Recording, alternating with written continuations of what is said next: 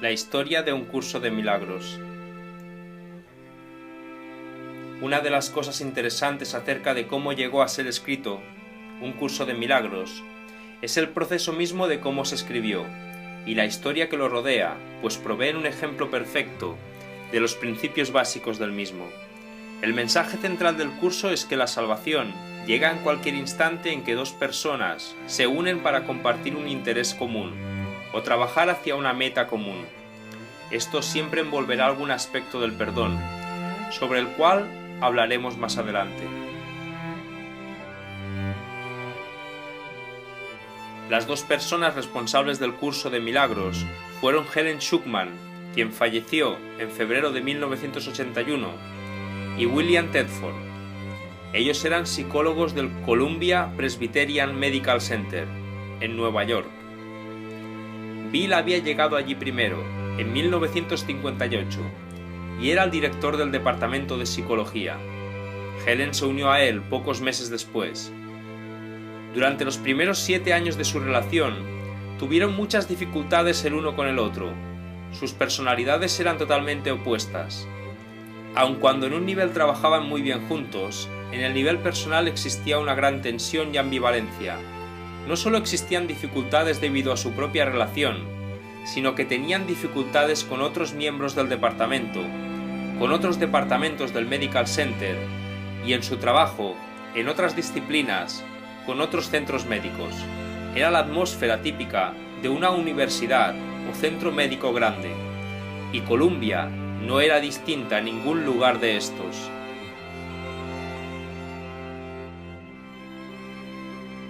El punto crucial surgió un día de primavera en 1965, cuando Helen y Bill tenían que cruzar la ciudad para ir al Cornell Medical Center, donde asistirían a una reunión interdisciplinaria corriente. Por lo general, estos eran asuntos muy desagradables, llenos de rivalidades y ofensas, algo común en un medio universitario. Helen y Bill también formaban buena parte de ello, juzgando y criticando a otras personas. Pero este día, justo antes de partir para la reunión, Bill, que era un hombre más bien callado y modesto, hizo algo fuera de lo usual. Le dio un discurso apasionado a Helen, en el cual le dijo que él consideraba que tenía que haber una mejor forma de manejar estas reuniones y la clase de problemas que surgían en las mismas. Sentía que tenían que ser benévolos y menos duros, en vez de ser tan competitivos y críticos. Igualmente inesperada y ajena a su carácter fue la respuesta de Helen. Ella estuvo de acuerdo y se comprometió con él a encontrar esa otra forma. Este acuerdo no iba con la manera de ser de ellos, pues tendían más bien a criticarse que a aceptarse mutuamente. El unirse fue un ejemplo de lo que el curso llama un instante santo, y como dije al principio, el instante santo es el medio hacia la salvación. En un nivel del cual ninguno de ellos tenía conciencia, ese instante fue la señal que abrió la puerta a toda una serie de experiencias que Helen empezó a tener, tanto despierta como en sueños. Mencionaré algunas de ellas, las cuales tienen tanto una fuerte naturaleza psíquica como un fuerte aspecto religioso, puesto que la figura de Jesús empieza a aparecer progresivamente en forma regular. Lo que hacía de esto algo inesperado era la posición que Helen había adoptado en ese momento de su vida. Ella estaba en sus 50 y había asumido el papel de atea militante, disfrazando astutamente su amargo resentimiento hacia un Dios que ella consideraba no había obrado bien con ella. Así que era agresiva hacia cualquier clase de pensamiento que ella juzgara dudoso o ambiguo e incapaz de ser estudiado, medido y evaluado. Ella era una psicóloga investigadora muy buena, tenía una mente aguda y analítica, y lógica, y no toleraba ningún tipo de pensamiento que se desviara de eso. Desde que era niña, Helen tenía ciertas capacidades psíquicas, como para ver cosas que no estaban ahí. Sin embargo, nunca le prestó mucha atención a eso, segura de que todos tenían esa habilidad. A una edad temprana tuvo 1 o 2 experiencias místicas impactantes, a las que tampoco les prestó mucha atención. De hecho, apenas había mencionado hasta ahora tener todas estas experiencias. Por cierto, Resultó sorprendente que ella empezara a tenerlas. Además, esas experiencias la asustaron muchísimo. Parte de ella temía volverse loca. Estas cosas no eran normales, y si Bill no hubiera estado allí para apoyarla y animarla, creo que ella hubiera suspendido todo el proceso. Es importante reconocer lo fundamental que fue para Helen la ayuda y la colaboración de Bill. De lo contrario, un curso de milagros jamás se hubiera escrito. Así que ya puedes estar viendo otro ejemplo del principio básico del curso. El mismo se repite una vez tras otra, en formas distintas. La salvación es una empresa de colaboración.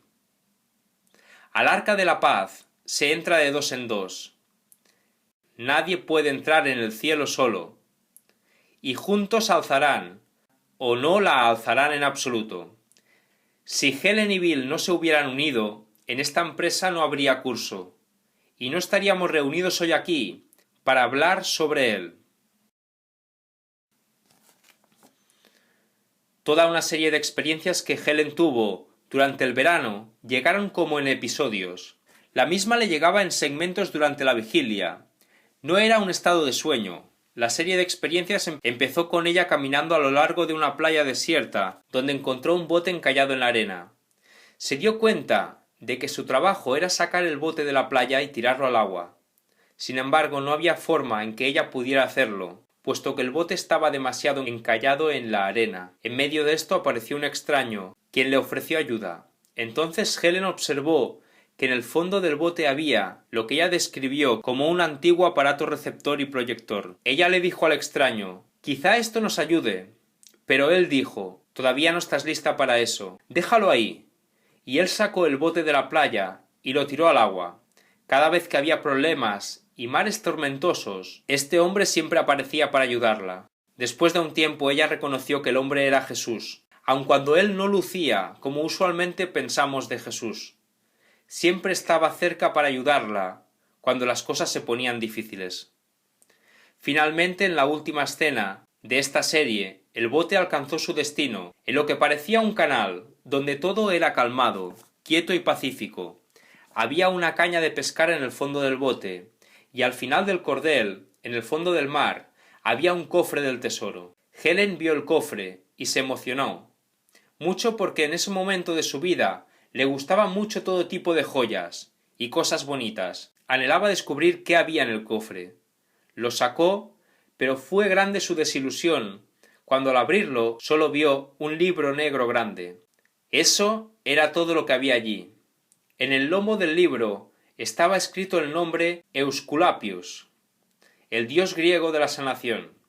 Helen no reconoció el nombre en ese momento. Fue solo años después, cuando el curso se había escrito a máquina y se había puesto en carpetas para tesis, cuando ella y Bill se dieron cuenta de que lucía exactamente como el libro que ella había encontrado en el cofre del tesoro. Ella miró el cofre del tesoro nuevamente, y esta vez él mismo tenía un collar de perlas a su alrededor. Unos días más tarde tuvo un sueño en el que una cigüeña volaba sobre algunas poblaciones y en su pico llevaba un libro negro con una cruz dorada encima. Una voz le dijo: «Este es tu libro». Hubo otra experiencia interesante en la cual Helen se vio a sí misma caminando hacia una cueva. Era una cueva muy antigua y en el piso había algo parecido a un pergamino del Torá, con dos varas a los lados, alrededor de las cuales estaba envuelto el pergamino. Era muy antiguo, tanto que cuando Helen lo alzó, la pequeña cuerda que lo ataba cayó y se desintegró. Ella miró el pergamino, lo desenrolló, y en el cuadro central estaban las palabras «Dios es». Ella pensó que era muy bonito, luego lo desenrolló un poquito más y había un panel en blanco a la izquierda y otro panel en blanco a la derecha. Y esta voz le dijo: «Si miras a la izquierda, podrás leer todo lo que ha sucedido en el pasado. Y si miras a la derecha, podrás leer todo lo que sucederá en el futuro». Pero ella dijo: «No, eso no me interesa. Todo lo que quiero es el panel central». Así que Helen enrolló nuevamente el pergamino, para que lo único que se viera fueran las palabras «Dios es». Entonces la voz le dijo: «Gracias, esta vez lo lograste». En ese momento ella reconoció que había pasado un tipo de prueba que evidentemente no había logrado pasar antes.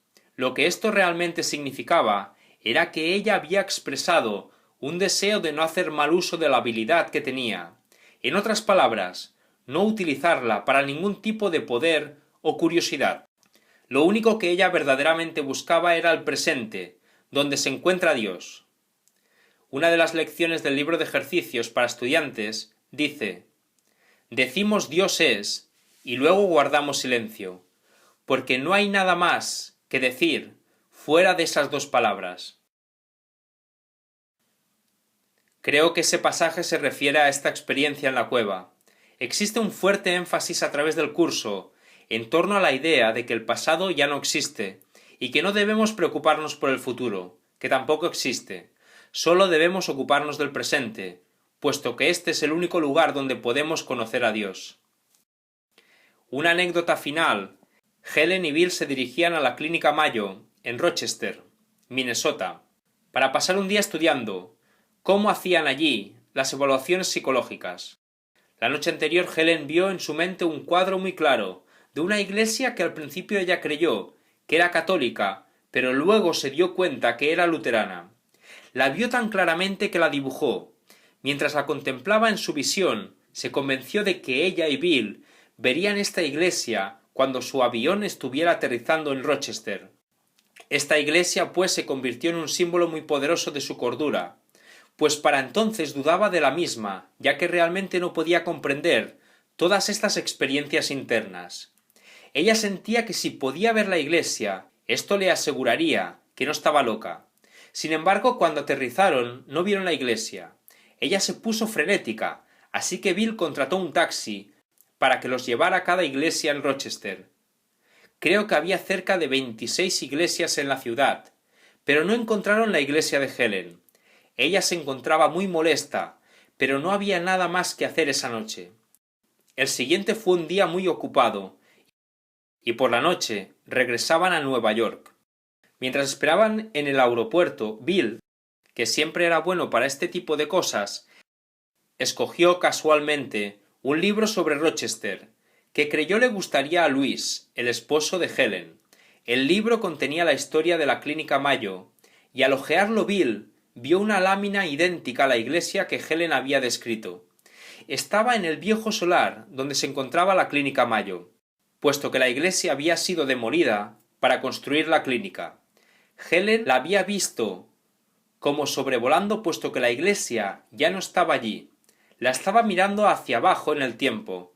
Esto la hizo sentir algo mejor, pero este no es el final del relato. Helen y Bill tenían que cambiar de avión en Chicago. Ya era tarde en la noche y estaban cansados. Estaban sentados en el aeropuerto cuando Helen vio una mujer sentada frente al área de espera, ocupada en algo. Helen captó que la mujer estaba muy inquieta, aun cuando no había señales externas al respecto. Se dirigió a la mujer, algo que normalmente no hubiera hecho, pero que realmente sintió el impulso de hacer.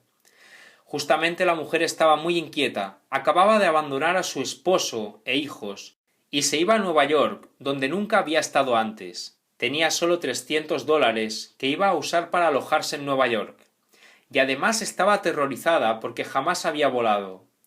Helen le ofreció su amistad, y la llevó donde se encontraba Bill, y juntos la cuidaron en el avión. Ella se sentó entre los dos, y le contó a Helen que planeaba alojarse en la iglesia luterana, puesto que ella era luterana. Entonces Helen escuchó una voz interna: «Y esta es mi verdadera iglesia».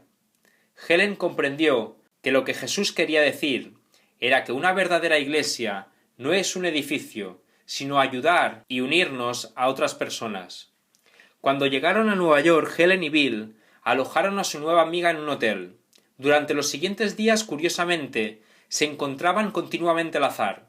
Creo que Bill se la encontró una vez en Bloomingdale, un gran almacén en Nueva York. Helen la invitó a cenar una o dos veces. Eventualmente la mujer regresó a su familia, pero se mantuvo en contacto con Helen, enviándole tarjetas de Navidad, etc. Una vez llamó a Helen mientras yo estaba en casa de esta. La historia es importante para demostrar que no es el fenómeno psíquico en sí lo que importa, sino más bien el propósito espiritual detrás de él, en este caso el de ayudar a otra persona. Un día a mediados de octubre, Helen le dijo a Bill: «Creo que haré algo muy inesperado». En ese momento Bill le sugirió que consiguiera una libreta y escribiera todas las cosas que pensara, o escuchara, o cualquier sueño que tuviera. Helen empezó a hacerlo así. Ella sabía taquigrafía y podía escribir muy rápido. Una noche, un par de semanas después, escuchó que esta voz le decía: «Este es un curso de milagros. Por favor, toma notas». Le dio tal pánico que llamó a Bill por teléfono y le dijo: «Esta voz sigue diciéndome estas palabras. ¿Qué hago?». Bill dijo algo, por lo cual generaciones futuras lo llamarán bendito. Él dijo: «¿Por qué no haces lo que dice la voz?». Helen lo hizo, empezó a tomar dictado, que 7 años más tarde terminó con los 3 libros que ahora tenemos, llamados Un curso de milagros. La experiencia de Helen con la voz era como la de una grabadora interna. Ella podía conectar y desconectar la voz a su antojo. Sin embargo, no la podía desconectar por mucho tiempo, porque se ponía inquieta. Ella podía escribir lo que la voz decía, aun cuando ésta hablaba muy rápidamente. Así que la taquigrafía de Helen fue muy útil. Esto lo hacía plenamente consciente, no era escritura automática, no estaba bajo trance o algo semejante. Podía estar escribiendo y si sonaba el teléfono, soltaba la pluma y atendía el asunto telefónico, y luego regresaba a escribir, y continuaba donde había quedado. A menudo podía reanudarlo en el mismo lugar. Esto es aún más admirable cuando uno se da cuenta de que gran parte del curso está escrito en verso libre, pantametro, yámbico. Ella hacía esto sin perder la métrica o el sentido de lo que estaba diciendo la voz. Tal vez lo que más asustaba a Helen era que la voz se identificaba a sí misma como Jesús. Gran parte del curso está escrito en primera persona, donde Jesús habla sobre su crucifixión. No puede haber duda alguna respecto a la identidad de la voz. Sin embargo, el curso dice que no es necesario creer que la voz es la de Jesús para beneficiarse de lo que dice Un curso de milagros. Yo creo que resulta más fácil si lo creemos, de modo que no haya que hacer gimnasia mental mientras lo leemos. Pero no es necesario para poner en práctica los principios del curso. El curso mismo nos lo dice. Hay una sección sobre Jesús en el manual para maestros, donde dice que no es necesario aceptar a Jesús en nuestras vidas, pero que Él nos ayudará más, si se lo permitimos. En la mente de Helen no había duda que la voz era la de Jesús, y esto le producía más miedo aún. Esta no era una experiencia feliz. Ella lo hacía porque en alguna forma consideraba que era lo que debía hacer. Una vez ella se quejó amargamente a Jesús. «¿Por qué me escogiste? ¿Por qué no escogiste a una linda y santa monja o a alguien parecido? Yo soy la última persona en el mundo que debería estar haciendo esto». Y él le dijo: «No sé por qué dices eso, porque después de todo lo estás haciendo».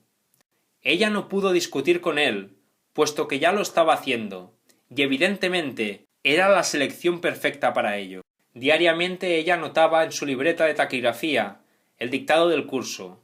Al día siguiente, cada vez que el tiempo lo permitía en sus ocupados calendarios, le dictaba a Bill lo que había recibido, y él lo pasaba a máquina. Bill ha dicho bromeando que por lo general tenía que tener un brazo alrededor de Helen para sostenerla mientras que escribía con el otro. Helen tenía gran dificultad aún para leer lo que había escrito. Así fue como se tomó originalmente Un curso de milagros. Como dije, el proceso tomó aproximadamente un periodo de 7 años. El curso consiste de 3 libros. Como la mayoría de ustedes saben, un texto, un libro de ejercicios para estudiantes y un manual para maestros. El texto, que es el más difícil de leer de los 3 libros, contiene la teoría básica del curso. El libro de ejercicios para estudiantes consiste de 365 lecciones, una para cada día del año, y es importante puesto que es la aplicación práctica de los fundamentos del texto. El manual para el maestro es un libro más corto, y de los 3 libros es el más fácil de leer, puesto que consiste de respuestas a algunas de las posibles preguntas que alguien pueda hacerse.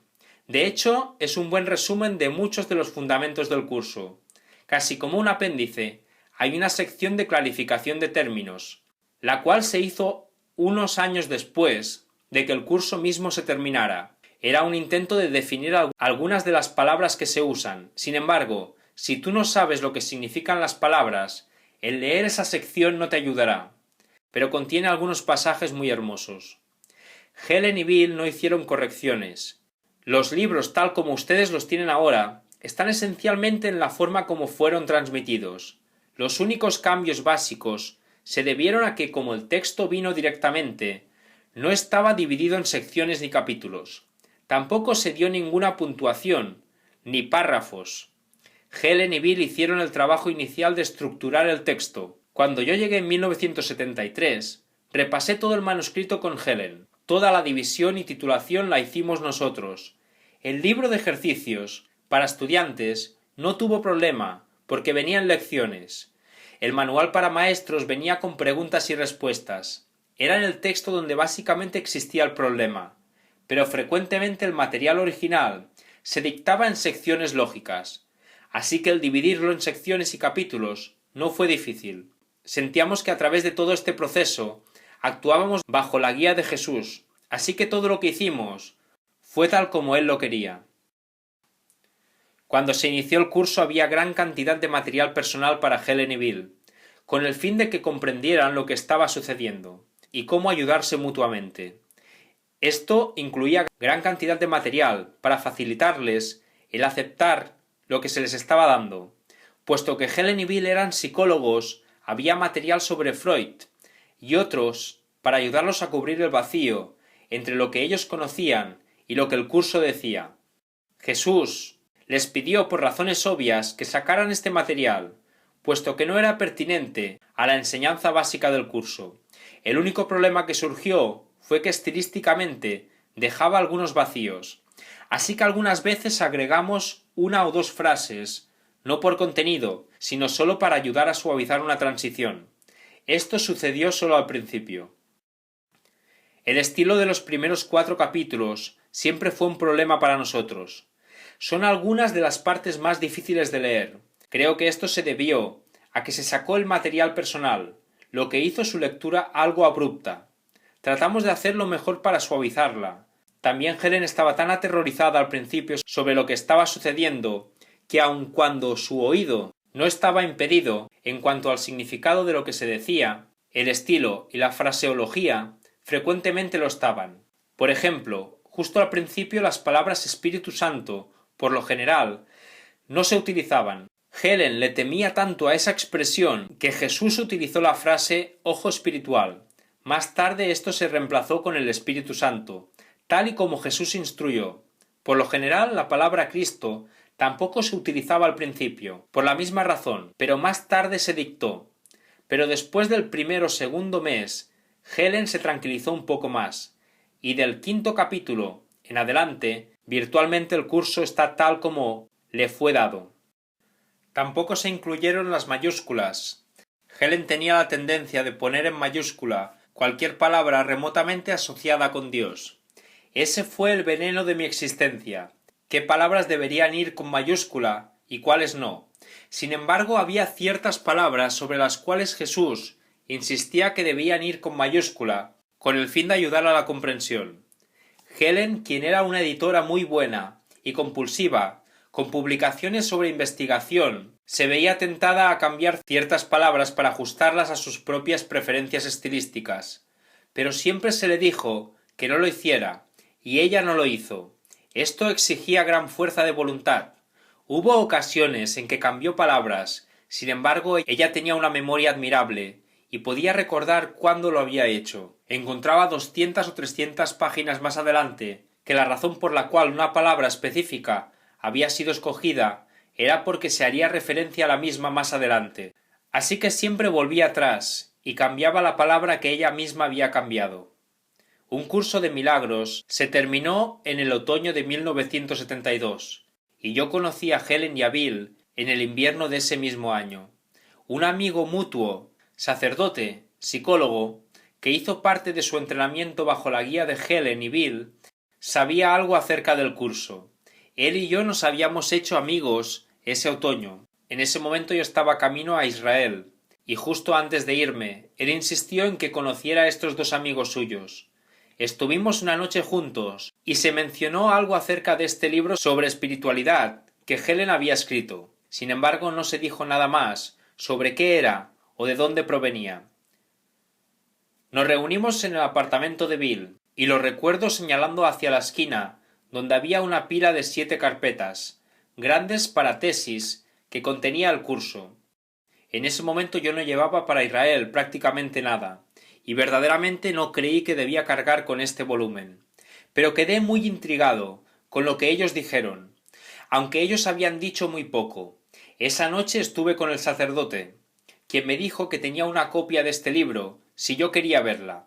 Sentí fuertemente que no debía hacerlo entonces, pero durante todo el tiempo que estuve en Israel, lo pasé pensando en el libro.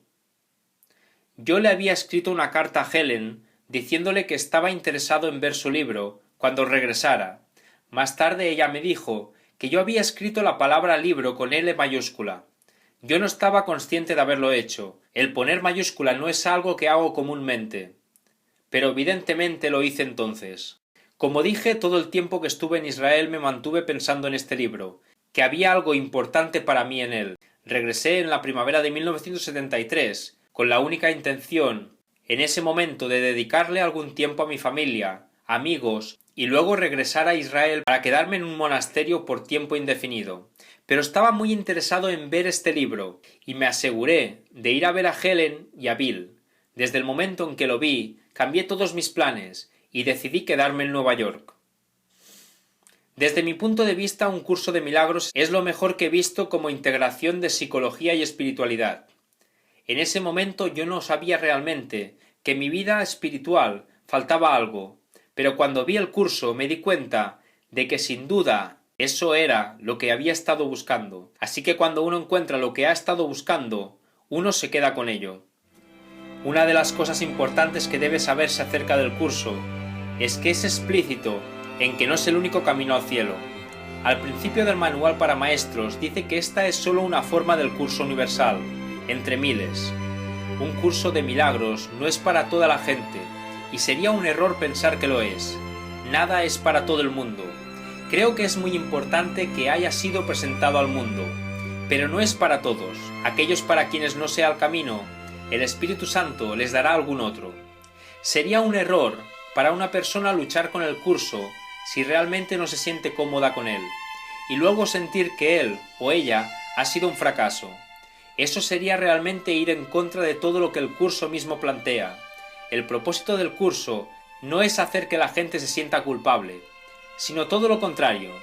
Pero para las personas para quienes este es el camino, resulta valioso el esfuerzo que conlleva estudiarlo.